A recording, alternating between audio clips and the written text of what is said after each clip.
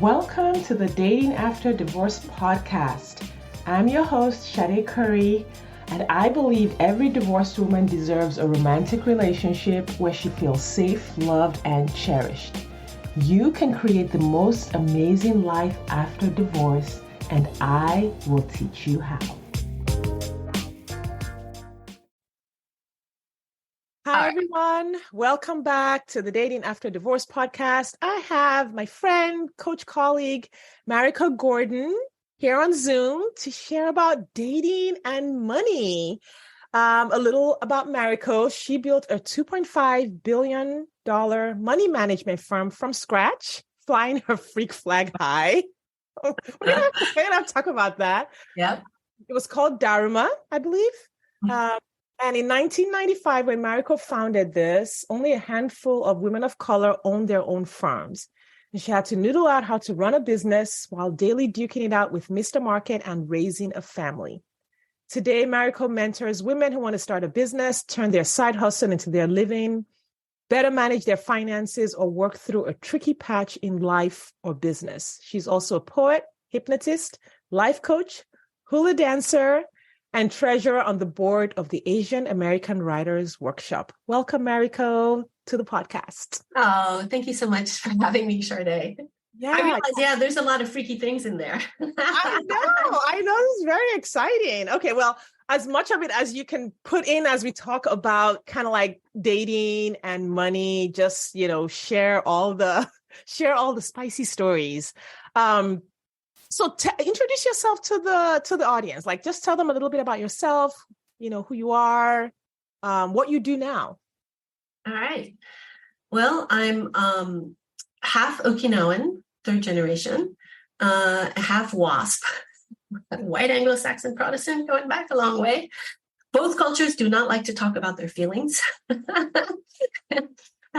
So I have a double whammy there. So I've had to learn a lot in the last 6 decades. I actually was born in New York City where my parents met, but grew up in the island of Guadeloupe in the French West Indies until the age of 10, where my parents had a rent-a-car franchise in the French islands. And then in Hawaii, where my mom was born and raised.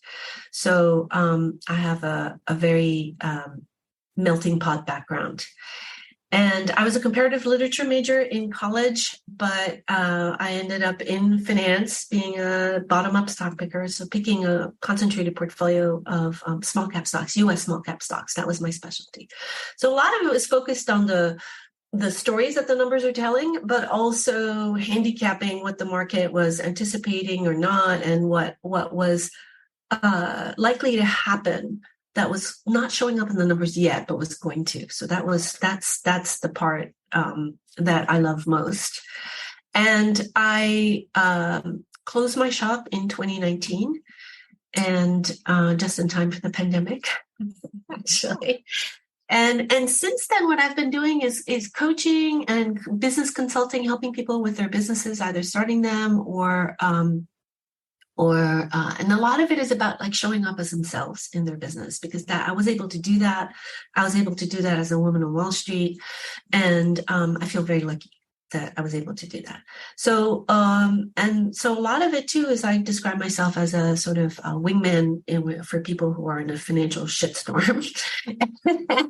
And I also teach women business owners a lot about how to develop financial confidence through developing financial intimacy with their businesses, with their financials, which are the love language of their business. So, helping, as I'm sure you do, helping promote better communication between you and your business, and being able to sort of make decisions without mind reading and making assumptions and that sort of thing. So there's some real parallels there, but that's me in a nutshell. Oh, I love it. Yeah. And I have been on your newsletter, on your list for, I don't know, probably most of this year. And the way you talk about that relationship with, not a relationship with money in the typical money mindset coach kind of way, but more the relationship with your business. You talk about the business numbers, getting intimate with the business numbers. Like there's this like dance between you and the numbers in your business.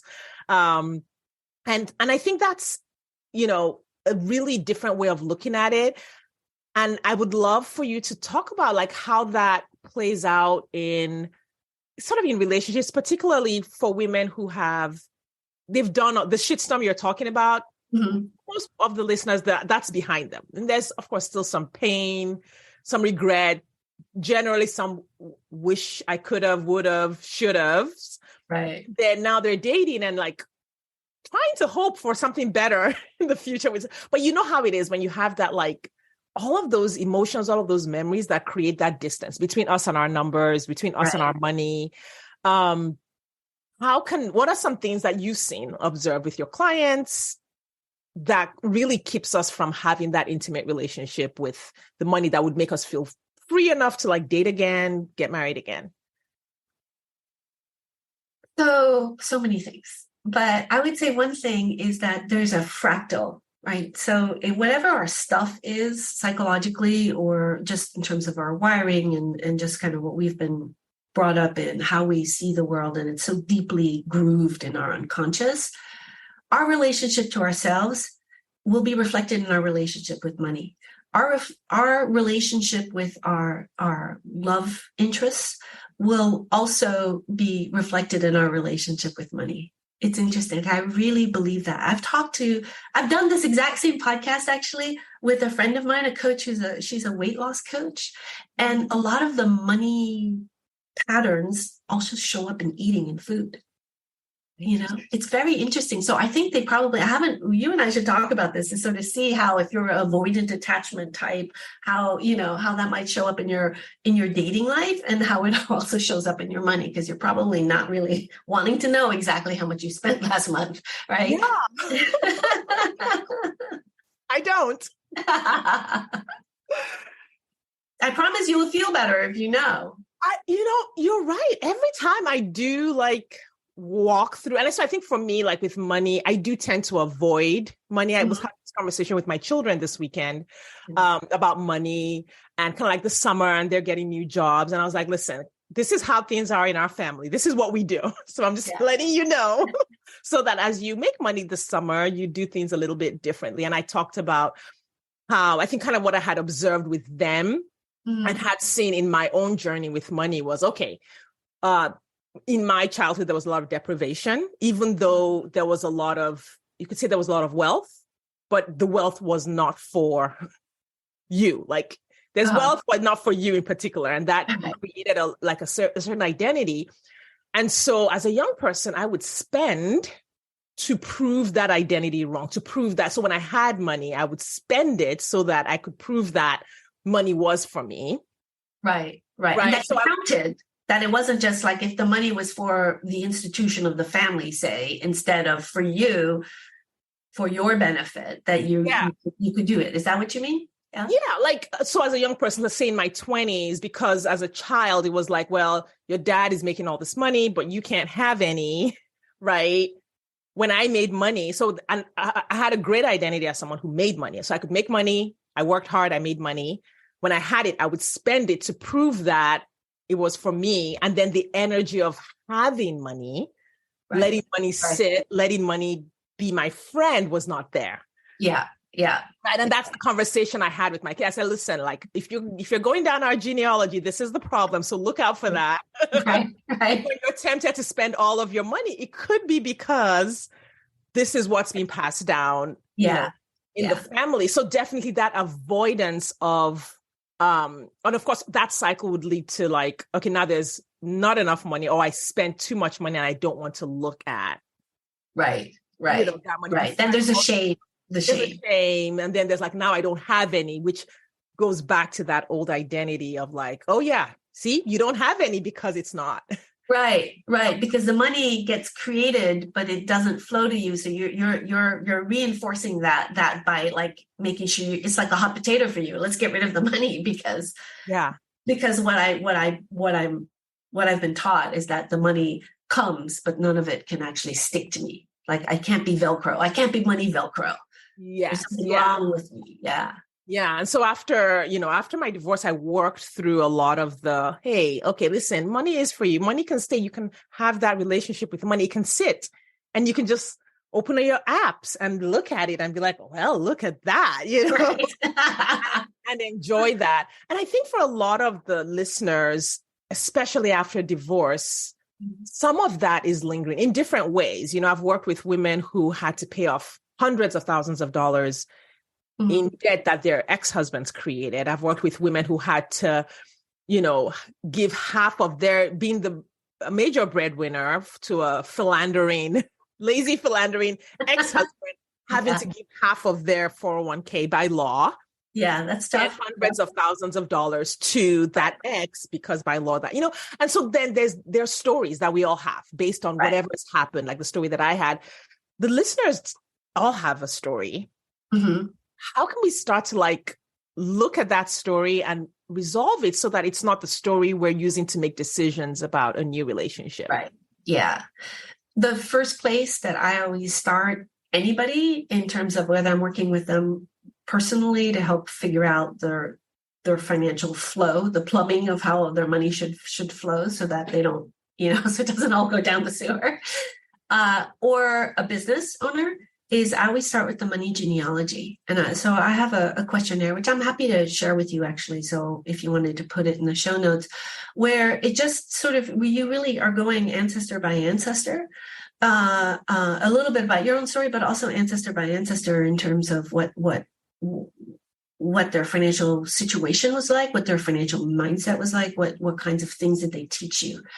And it's really interesting because when you lay it out that way, and I even just have a graphic where you can, like a family tree, but you can see the money family tree, and you can see these patterns being repeated. Money being used as control, money being used in an abusive way, money being like a conflict between the saver and the spender. And the more money there was, the greater the conflict, right? So just stopping to lay it to see where you're coming from is useful. And then the next thing is to go, how did you handle money in the past in your relationship? So hyper capable women who are very driven and entrepreneurial, often I think I have this theory, I would love to sort of see a study done about this, and I put myself firmly in this camp, right, is that we have what I call the little red hen syndrome. We want to do everything, we take care of everybody, we come last, and we are like great enablers and very codependent, and especially if you're like hyper independent, because this is, so I cop to all of this, by the way, right? So this is like my thing. And it's like, where did that come from and why? Why did I go, I will never be dependent on a man, right? So what did I do? I created financial dependency in the men. Right? Because I didn't know that there is a healthy balance between where you have a healthy interdependence, right? So part of it is how was money handled in my marriage, and was I okay with that? Where were the resentments, right? Where were where was the contempt? Where were the resentments? Where did all, and just, you have to be kind of willing to really look at that, which is hard because you have to feel very safe to do that. Yeah. And then you have to see if you can, then you have to do the work to kind of integrate that and go, oh, all right. I want to be financially independent, but I also want to have an interdependence. So I don't have somebody dependent on me, and we're a team. Right. How do we do money as a team? Right. And how do we do money as a team fairly? Because if I earn 5 times as much as my partner, right, is it fair to ask them to pay for half the expenses? Probably not. But you're probably not going to feel good if you pay for everything. Right. Right. So, and then I think with second relationships, either, with kids or post kids or whatever, then you have, how do you handle the estate planning gets complicated, right? How do you handle that? It requires, it requires a lot of thought because you want to take care of your partner, and you also don't want to mess up your kids. Yeah. And you really need, this is where you have to pay for good legal advice to make sure that you don't create a situation that's really messed up for your partner should you die first, or really messed up for your kids. Mm-hmm. And both are very easy to do if things are not thought through. Right. Yeah. What are some mistakes that, people make going into that second relationship, or things that they don't think about when they're dating, or when they're about to make a commitment or getting remarried? Like, what are some of the things that people make, whether they do it on their own before they choose a partner, or with their partner while planning that commitment?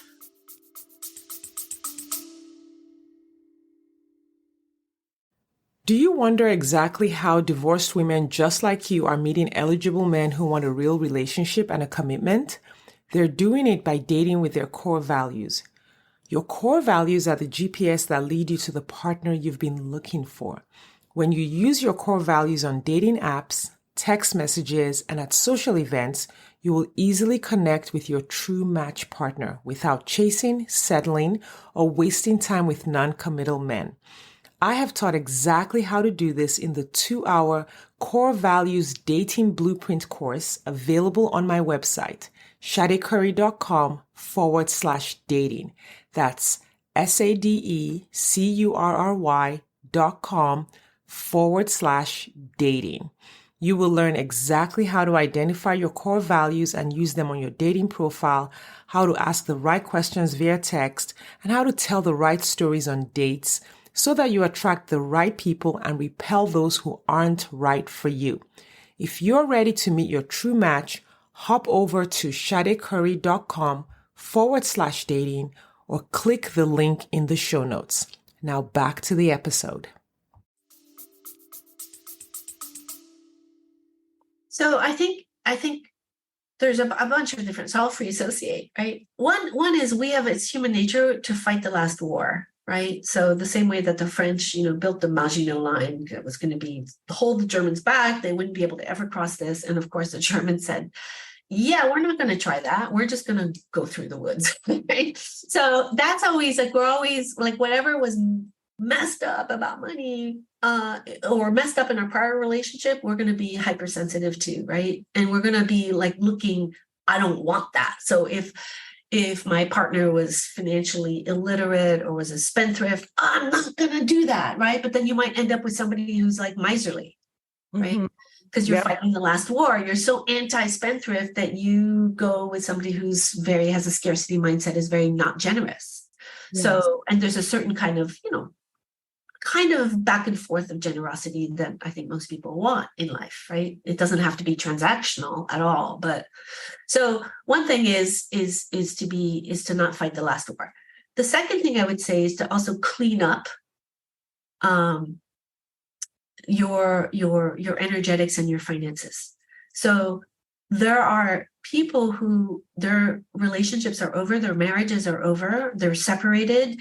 It can range anywhere from it's amicable to, both parties are so avoidant, they just don't even communicate about that, to one party wants to resolve the financial piece, but the other party it's not that they want to get in the way, they just kind of cannot, right? Yeah. So there's a lot of unfinished business sometimes. And sometimes there's a divorce, like in North Carolina where I live now, if you separate for 12 months, you're divorced, but your financial settlement, your divorce is not contingent on that. You still have to work out the money. If you don't do that, it could take years, right? Okay. So I think one thing is just get really clean financially, just really button that up so that energetically you're clean. Yeah. That's a thing. The other thing is to what will happen, particularly for women, I think, who are a couple of things. So if you are a non-earning spouse because you're taking care of children or the house, that your earning partner should be can, if you can afford it, money in a spousal IRA. So at least you're also having retirement money that's compounding tax deferred. You should also, I think, have a real awareness, because I think it's easy for the earning partner to discount the economic value that somebody who's not making money but is avoiding expenses. Yeah. Nannies, housekeeping, right?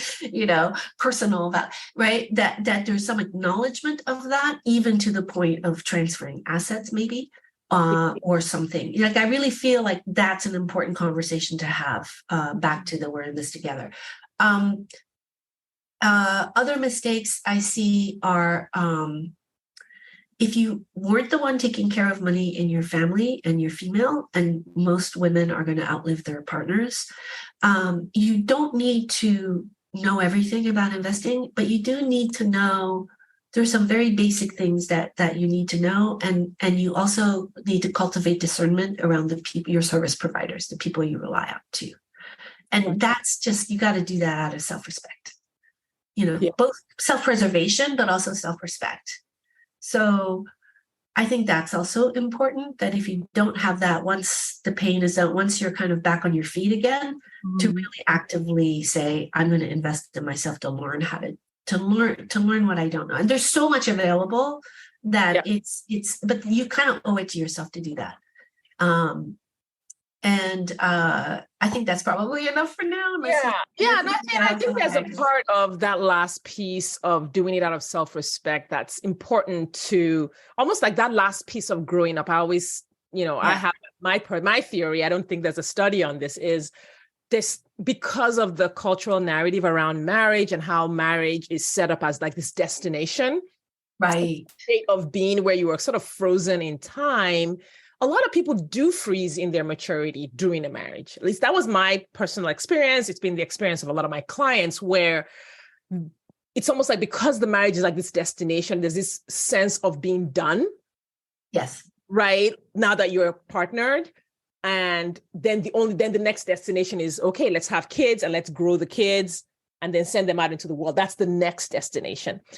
And I've noticed that, especially for women, there's a lot of adulting and adulting concepts that get left out. Yeah. The growing your understanding about money, growing your understanding about investing and wealth, because the narrative is men are better and men do that and men are the providers. That part of maturity gets sort of like put aside. And there are other areas. Sexuality is another one. Yep. Exploring what you like and is another place that gets frozen into whatever that partnership is.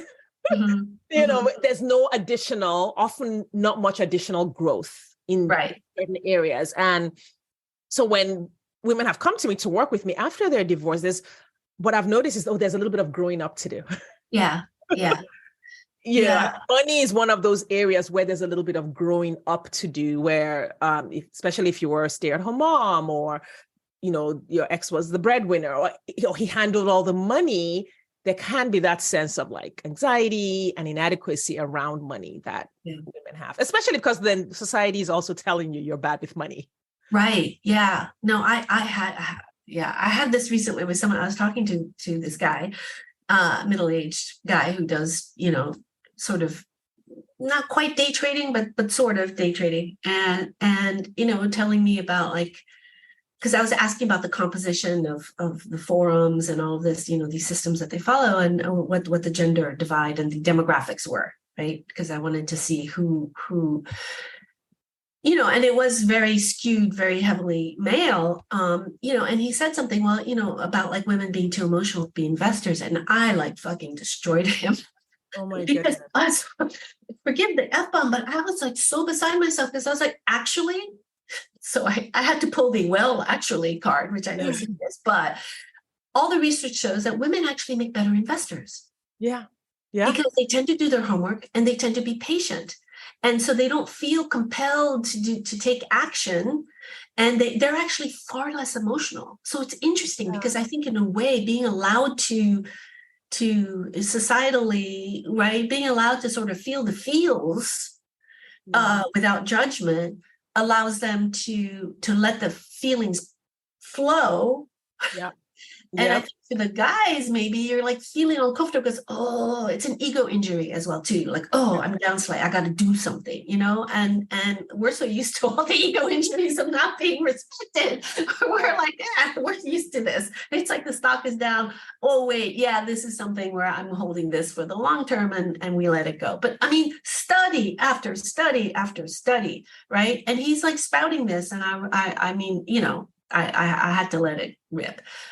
But sorry. But yes, on the adulting, because I think also the American model, or maybe it's the more Western model of this sort of binary star system, and where there isn't room for growth Yes. in both people, and then they end up feeling trapped. And in midlife, when you start going, wait, right, what do I want to do before I die? Yeah. It can feel very constraining for both parties, and I think also just our societal kind of capitalistic, very work ethic can also just be very stressful. But I think you're right in that. I think there are more women brought up to be the man will take care of you. So you can see this in your genealogy, right? The man will take care of you.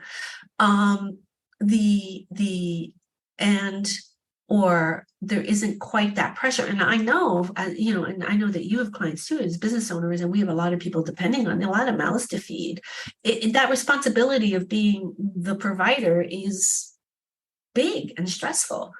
And so I can see why men resent that if they feel like they have to do all of this and without support, that they're not a team.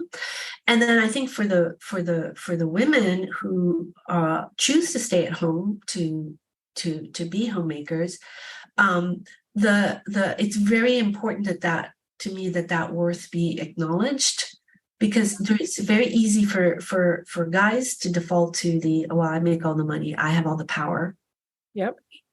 And it doesn't matter because it's an absence, right? There's not a dollar hitting the bank account, but there's like 75 grand of expenses that you didn't have to do for your kids. Yes. Like Yeah. that counts too, so yeah. That's because you have this family being created and cared for your enjoyment, really. Yeah. Yes. Yeah. Or your gene pool will survive. They will be well educated. They will be. And I think also too is just the economics and the social structures are making it like the stakes get higher and higher.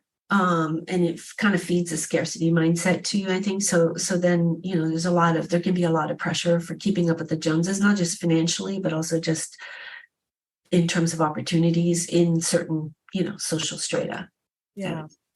For women who are dating, like bringing up, I know this is one of the ones that I get a lot, is when is it okay to ask how much a person makes? When is it okay to ask what their credit score is and what their assets are? Like, and how should I ask it? Right. Oh, wow. Okay. Well, you're probably much better at the how, because I'm sort of a bit of a blunt instrument. But I would say, look, when you're going from friends with benefits to a committed relationship, right? The commitment isn't just like, okay, well, we're, going to be whatever the commitment is, because it doesn't have to be monogamous. It could be as simple as there's a commitment, or we are now exclusive, or we're getting engaged. Right.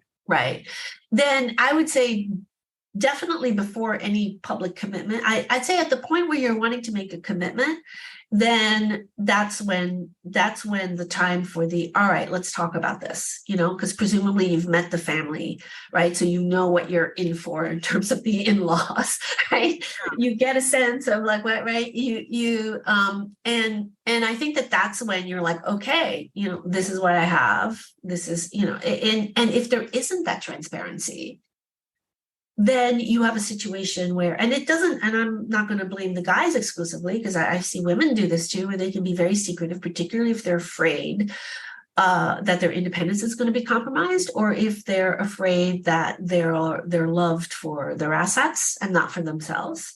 Yeah. So it's it's a mutual kind of coming clean. And I think it's important because I think there are women who really cherish their independence, and rightfully so, because financially it's very easy to get screwed, especially if you give up your earnings power for a couple of decades. But I feel like, oh, I just lost my train of thought, Sade. I'm sorry.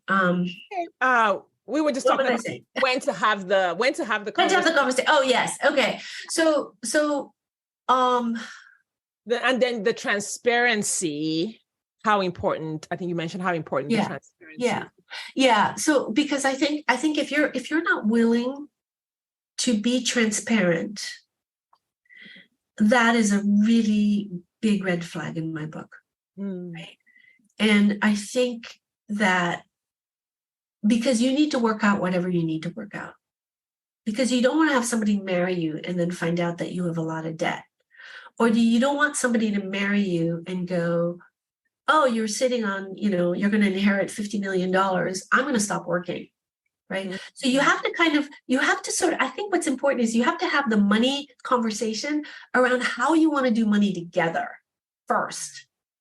Yeah. So you get a sense of like how they think, what was their family genealogy like? How did they handle it with their prior relationships? Right. Because some men want to pay for everything and they feel that entitles them to everything. And if that's the case, like, that's what you're agreeing to. Right. And others will be insulted if you say, well, no, it's my turn now, or let's go Dutch, right? Money and power go hand in hand. So this is something to think about. But I would have the conversation around your philosophy, around your history with money, your philosophy with money, how you want to do it together as a team first. And then once you work that out, like, oh, really? You want to, even if I can earn more than you, like you would have a problem with that. Like a lot of men do. Like I was shocked to find this out, right? That is true. Yeah. And you're like, really? Like if we're a unit, doesn't it matter like what the unit makes together, right? Yeah. So you want to work all of that out. And then you can have all right, let's sit down, let's do this. It might be helpful to do it with a third party, like a financial planner, because then there's a kind of, it's kind of like a marriage there, right? There's a third person in the room who will be objective about this, but preferably one without, who's not judging and shaming. And because once you figured out your philosophy, you can come and say, look, this is how we want to run our money together. Help us figure out how to put these pieces together in a way. Hey, I want to make sure that I have enough for my kids. But on the other hand, this is a classic situation, right? Your spouse gets to live in your house forever, right? But if your spouse doesn't have the means to maintain the house, if your spouse has to go into a nursing home or a memory care unit, right? What happens? Will the kids want to sell the house? Maybe those proceeds would be useful, right? Just all sorts of scenarios that you really need to think through. So you really need help to do that. But I would say have the conversation first about how you think about things, and then have the conversation on what the things are, and then get help implementing the what you things, how to do the how with the what, right? But you got to work out all the how. That's the hard part too. Right. Yeah. How important do you think it is for people to earn within the same range, especially like the second half of life? In your 40s and 50s, you meet someone new. Yeah. Does it even make sense to date someone who's like, where there's like a huge gap between your earnings or your assets, or like, does that just create more work? That's not. I think the question would be, why more? And here's what I mean. If, because I don't think that the gap really matters. So say you have somebody, okay, so let's say you have somebody, say you're worth a lot more, 10 times more than the person you're dating, right? But it may be that the person you're dating, chose a profession like being a teacher, and you were a Wall Street investment banker, right? That person is their net worth, right? They didn't have the same opportunity set to create a lot of wealth, right? And because our society doesn't value teachers enough, because the stress levels are probably the same as investment banking, but right. But but they're not a deadbeat. You know what I mean? They're in there. They're like a real human. So then that's a different, like, that's not a problem. Maybe they've taken care of the resources really well. They have a really good teacher's pension, and they're been wise with their money. Right. So I would say that gap doesn't matter, because there isn't the sort of dysfunction, right? And right. as long as that. I think that's an absence of dysfunction in the difference, in the disparity. Yeah, I think that's really key. That's a much more important thing. And then the other thing too, where you have sometimes when you have, the sort of, the super rich men with the very good looking, much younger women, because they're never like, the same age, or like really accomplished, but not, whatever. And so it's cliche, but the cliches exist for a reason, I would say. So for them, they're going to be very, hey, this is the deal, right? And they'll also probably be much more transactional around, like, this is what you get if this doesn't work. I mean, look at Rupert Murdoch. I mean, look at how many wives he's had, and and all those kind of succession problems. But for most of us, we're not in that realm. But I would say if you are,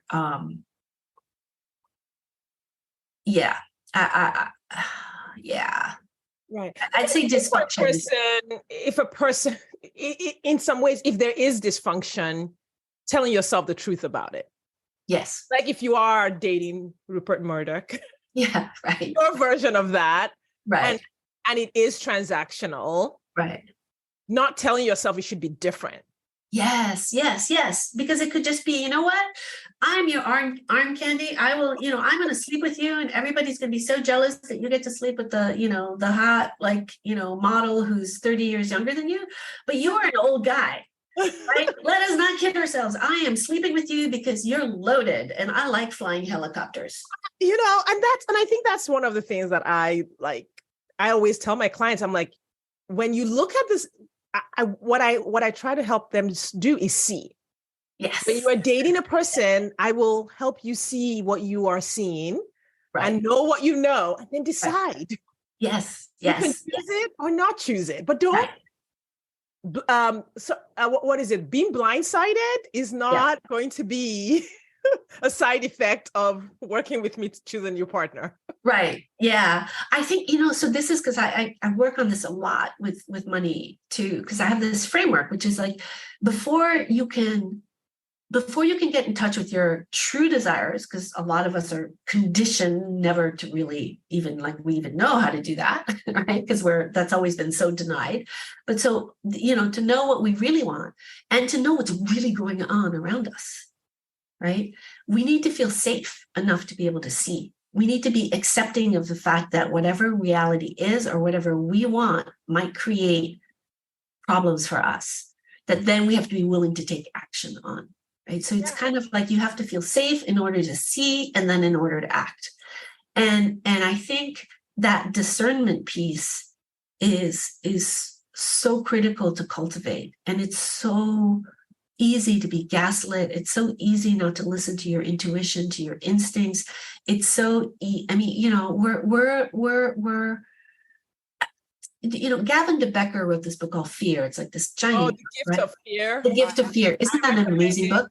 All the time. Like my clients are like, listen, you need to read this. Yeah. And so a lot of that kind of conditioning that we grow up in the soup of that kind of conditioning, and that conditioning that allows us not to feel afraid when we should can also affect our discernment too. So I'm a big believer in being willing to see. And sometimes, it's too painful to see what's actually going on, right? And so if you have a philandering partner, right, we all know this is a very common story, right? All of a sudden, all those things, all those little clues, right? all of a sudden, boom, like they fall into focus, and all of that stuff that we had little clue by little clue been justifying as not a thing. All of a sudden, when you know the truth, you see everything, right? And then there could be a lot of shame and around not having seen it before, etc. But this is human nature. Like we will not let ourselves see things that are more than our capacity to handle. And as children, like there's so much, like if our caretakers are not taking care of us properly, for us to see that is too upsetting to our sense of survival. So we have to justify it, or we have to say, or we have to make it about us that we're wrong or we're faulty, right? But so that's the biggest thing, I think, is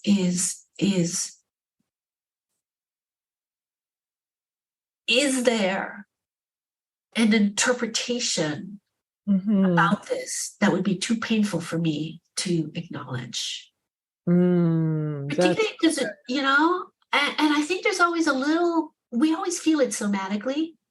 Yes. Right? I think it's rare that somebody's completely like sort of tone deaf somatically, right? And the signal may not be very strong. Yeah. It's usually a little twitch. And it's just like whenever there's that twitch, to just stop and just objectively kind of go, wait, what just happened? I said, pass the salt. He said, you know, this.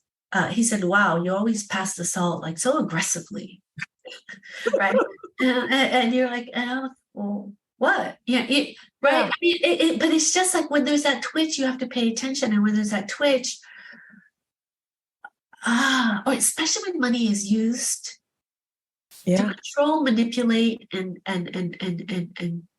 in a power abusive kind of a way, the same way that a lot of us who end up in relationships that aren't healthy, and we wake up years later and go, wait, what, how, right? But it's a very gradual process where we lose our ability to hear that little voice. We lose self-confidence. It's the classic, like, and people are like, what? You know, like, and when people are in really abusive, like truly abusive, capital A abusive situations, they're like, why couldn't you? It's like so complicated. It's just not that easy. And so back to that same fractal, the same reason that like the person who's being like hit, you know, by her violent abusive husband and doesn't leave. Yeah. And everyone's like, how could you not? Right. That same fractal operates on the, hey, why are you passing the salt so aggressively to me? Yeah. Because I was just about to I was asking you about where you were last night. And now you're making it about the salt being passed aggressively because you're redirecting. Yeah. Right? So some part of you goes, wait, what? Unconsciously goes, the twitch goes, wait, something happened. The other part of you gets like emotionally, well, what do you mean? Like I pass the salt aggressively, right? Took the bait. I call it taking the bait. Exactly. And then, you know, so that was a successful deflection. Yeah. Right. So, you know, it's that, I think it's like, we cannot, I mean, I have so much, because I had this as a kid, you know, like it took me much later in life to sort of see how I couldn't let myself see certain things. I had an alcoholic, you know, very sort of angry, drunk dad who, when sober, was great. And, you know, when it was like a completely different person, right? So I'm your classic textbook, you know, adult child of an alcoholic. But when you,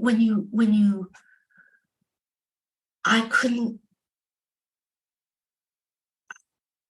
let myself see what that really meant. Yeah. Or my mother, you know, kind of not interfere, you know, there's, you know, that very Asian, like we just are silent and stoically bear it, you know. You know, you're not asking the kid, hey, how was that for you? You know, or wow, that was, you know, whatever, right? You know, or oh yeah, I let you be in a car when your dad was drunk and driving. Right?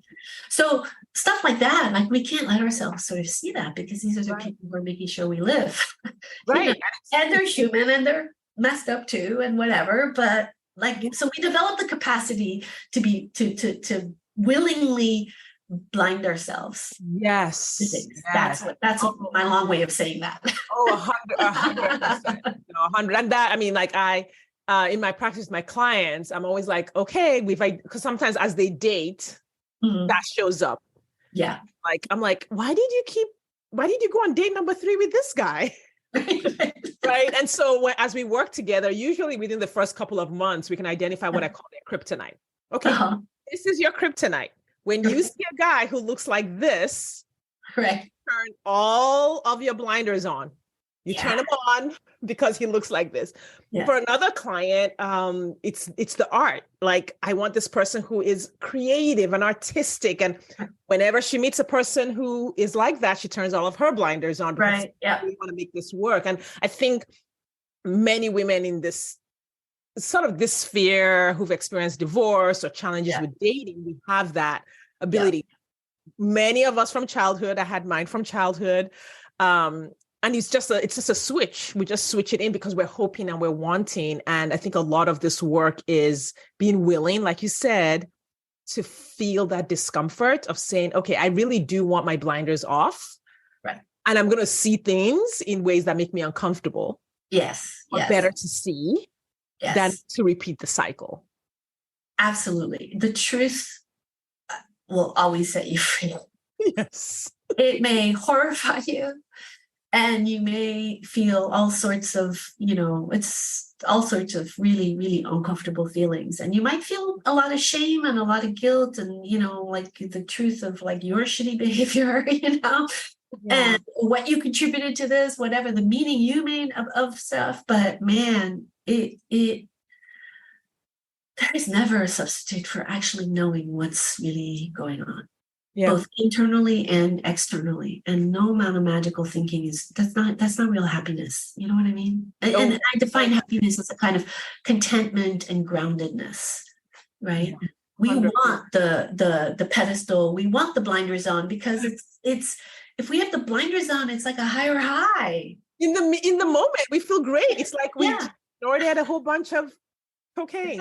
I don't know how that feels. But how I imagine. But it's that euphoric, right? That's like what we imagine, that sort of manic kind of like, you just feel like top of the world, ma, that kind of thing.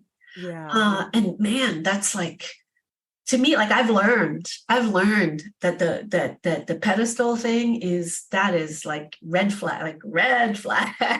When I want to put someone on a pedestal, back off. When the person has no flaws and everything is amazing and everything's great. Yeah. When my clients come and I'm like, there's nothing to coach on. You're not having he doesn't annoy you in any way.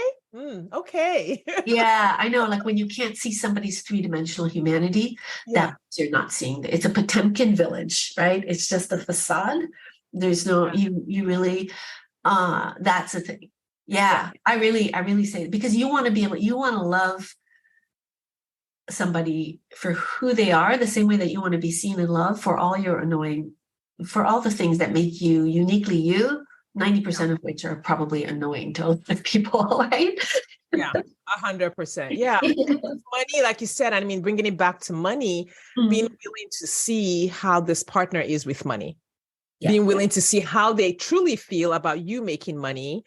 Because sometimes you can mistake the person's desire to be supported by you for them being your cheerleader.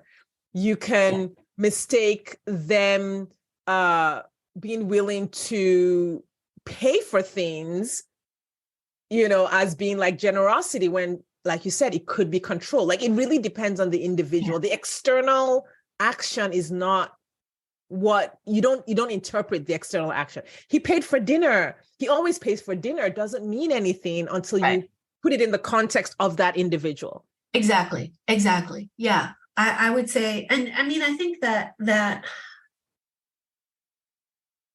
it's both, right? I would, because I mean, actions do speak, but I think to your point, it's what's so in a commercial, the energy behind the action. Behind it, yeah. Because in a commercial transaction, right, you always want to follow the money. So I often tell my clients, you got to follow the money. Like you're the client, you're paying for this, right? The service provider should be delivering the service that you have hired. And I think for a lot of women, oftentimes, I mean, like I'm like, no, you need your books done not 3 months late, right? I mean, there's just like we feel like almost Yeah. Like, even though we're paying, like we still feel like grateful that they're doing the work, but they're being compensated for it fairly, right? So there's a kind of like, we need to separate out sometimes a transactional thing we're uncomfortable with the sort of some of the power dynamics that go with transactional commercial transactions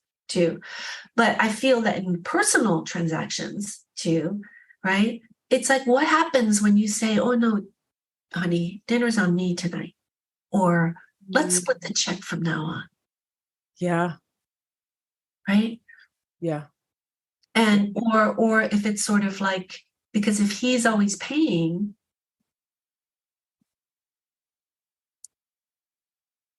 when is he going to feel resentful? Right. Yeah. What is he expecting? Right. From the fact that he always pays. Right. And don't tell yourself nothing. Please. Yeah, exactly. Exactly. You know, yeah. And I mean, I know, in my youth when my dad got married very young at 24, but there was a brief window when I did, and I was so uncomfortable when men took me out to dinner. I just, now this is part of my stuff, why the hyper, like the hyper independence is like equals like, I need to be in control and I don't want to owe anybody anything. Part of that's a Japanese thing that, like, if you owe somebody something, it's like, you can't just, right. So there's a multiple layers of stuff, but I was always so uncomfortable by that. And then if you had a guy, and as a feminist too, something I was kind of born that way, because I couldn't figure out like why being female should like get in the way of opportunity. Hello, naive me. Yeah. But I was like, why would you have a problem sharing the tab? Like, yeah. Well, what's so offensive about that? Because if it's offensive, that says something. Then you paying actually means something. Exactly. 100%. Does it mean something? And what does it mean? And getting that frame of reference together. A lot of my clients, meet men, and from the very first conversation, it's like, oh, you are, I mean, some of them will say, oh, you're intimidating, or you make so much money, or you have it all together, you're high maintenance. There's just all of that subtle. And I'm always like, well, if this is date number one, honey, do we really want to find out what's down the line? Like, right, I know. Like, right. Yeah. And then, and to your point, women are then conditioned to give the benefit of the doubt. Oh, gosh. So the man being intimidating was somehow their fault. Yes. And now they should adjust. They should go for date number 2 and date number 3, but they should adjust so that he feels more comfortable. Yes. No, honey. Yes. No. You want somebody who's comfortable from the get-go, where you're not dimming your light in order for their comfort. Yeah. Absolutely. Yeah. Absolutely. Yeah. It's so interesting. But I really think getting the money thing clear is a good, because it's so uncomfortable. Like, like people are more willing to talk about sex or what they want sexually. I think even the women still have trouble with that. Than I think with money still. 100%. Girlfriends are way more eager to dish on that each stuff. Other what's going on sexually than how much they made in their bonus. Yeah. How we're conditioned to think how it makes other people feel and things like that. But these are conversations that I bring up with my clients. I'm like, okay, let's talk about money. Yeah. Right from the beginning. What are you thinking about how your person earns? What are you thinking? What kind of, because I have them create their relationship vision first. Now, of course, it's a living, but it lets them get all their thoughts out on paper. Right. Examine them and then massage them and then sort of compare each person to that vision and see, okay, he meets it, he doesn't meet it, or the vision, I want to change the vision based on this person. Really working and exploring through all of these things as they go. And money is a huge part of it. And like in my practice, we try to keep it something that we're talking about the whole way throughout. Yeah, no, that makes so much sense. Yeah. It really, because it is a tell, because I think, sex and money are both super loaded. So yes, absolutely. That's where all the I don't know if it's, using the word dysfunction is right, but that's where all the weirdness is going to show That's where it itself comes out. most clearly. Yeah, Yes, 100%. absolutely. Mariko, thank you so much for sharing. This has been such an amazing conversation. I really appreciate you coming on. If the listeners want to connect with you to talk about money, to talk about business or poetry, just kind of give us a little summary of, who you work with, what you do, and also where they can find you if they want to connect. Yeah, absolutely. And I had so much fun. Actually, I can't believe the time went by so fast. I'm like, wow. So the advantage of having an unusual name, Mariko Gordon, is that it's very easy to find me. So I'm on Facebook, and I'm going to be I'm sort of more sporadic on Twitter, LinkedIn, and Instagram, but I do plan on being more diligent. And I do have an email list where I talk about money. So sometimes it's just purely practical, tactical. Sometimes it's both mindset and tactical. And then I have always, some links that are useful either to feel safety in order to be able to be willing to have discernment, tools that help with discernment, and then what aligned action might look like. And then it's just an endless circle that we go through, because then there's an outcome from our action that we have to accept and process, and then we have to learn from that and go forward. So that's the easiest place to find me. And I do also offer classes for people to develop financial intimacy with their business, so that they can, have hot dates, really deep, productive relationships, mutually growing, beneficial relationships with their business. And also, I'm probably going to be teaching more about investing as well too, because this comment by that guy just got me so pissed off. Yes, let's do it. Thank you so much for being on here today. Listeners, all of Mariko's links will be linked up in the show notes, or just do a search for Mariko Gordon, Mariko Gordon, and you're likely to find one of her, either her website or her social media. But definitely, I'm a fan of the email list. So if I'm going to recommend one place to go, it's going to be the email list. Thank you all for your time and attention today. We appreciate it. We'll see you next time. Mariko, thank you for being here, and I'll see you next time as well. Oh, thank you so much, Sade. It was my pleasure.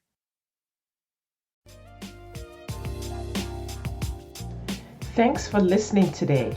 If you are ready to get married after divorce, I want to invite you to download my free 8-video training specifically designed to help divorced women date with ease and get married again.